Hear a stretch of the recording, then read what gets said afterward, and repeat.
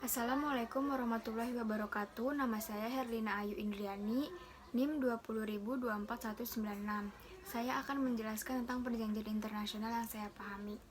Perjanjian internasional dibentuk untuk memenuhi kebutuhan mendasar negara untuk mengatur dengan persetujuan bersama, dengan demikian membawa stabilitas dalam hubungan timbal balik di antara mereka. Pembukaan Vienna Convention on the Law of Treaties 1969 menekankan peran mendasar dari perjanjian internasional dalam sejarah hubungan internasional, dan khususnya perjanjian untuk mengembangkan kerjasama damai antar negara. Beberapa perbedaan di antara nomenklatur.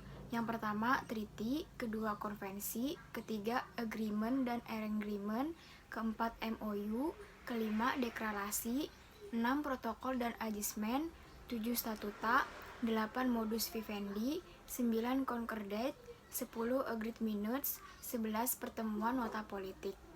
Walaupun ada banyak istilah yang digunakan, secara sederhana, perjanjian internasional dapat diartikan sebagai perjanjian yang dilakukan oleh subjek hukum internasional dan menimbulkan suatu akibat hukum, yaitu timbulnya suatu hak dan kewajiban yang diatur berdasarkan hukum internasional.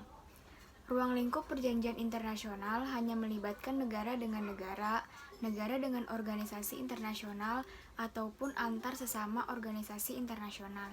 Kedua, sumber hukum perjanjian internasional diatur dalam pasal 38 ayat 1 Statuta Mahkamah Internasional.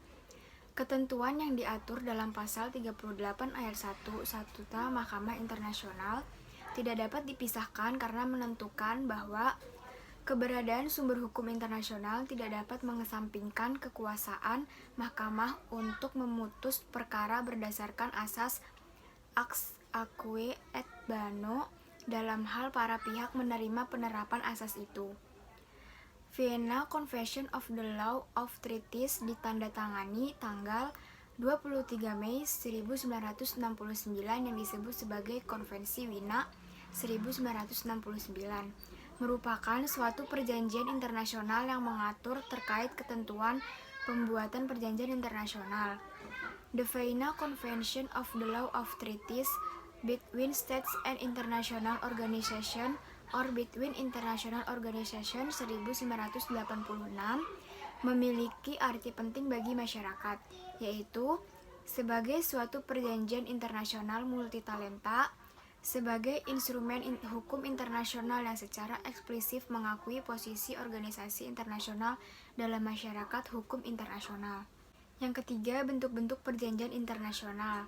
Pertama, tidak tertulis, merupakan perjanjian non-formal karena kesepakatan atau persetujuan antar pihak hanya dilakukan melalui pernyataan lisan saja, dan pelaksanaan perjanjian bentuk ini didasarkan pada hukum kebiasaan. Yang kedua, tertulis, merupakan bentuk perjanjian yang secara umum digunakan dalam hubungan internasional dan praktek hubungan diplomatik setiap negara di dunia. Yang keempat, jenis perjanjian internasional. Dibedakan berdasarkan jenisnya. Yang pertama, perjanjian internasional dari segi jumlahnya, bilateral dan multilateral. Yang kedua, perjanjian internasional berdasarkan kesempatan yang diberikan untuk menjadi negara pihak, perjanjian internasional khusus, dan perjanjian internasional terbuka.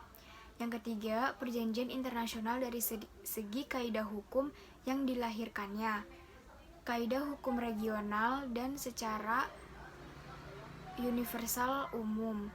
Yang keempat, perjanjian internasional berdasarkan bahasa. Yang kelima, perjanjian internasional berdasarkan substansi hukum yang dikandungnya. Yang keenam, perjanjian internasional berdasarkan pemarkarsanya. Sekian dari saya, kurang lebihnya mohon maaf. Wassalamualaikum warahmatullahi wabarakatuh.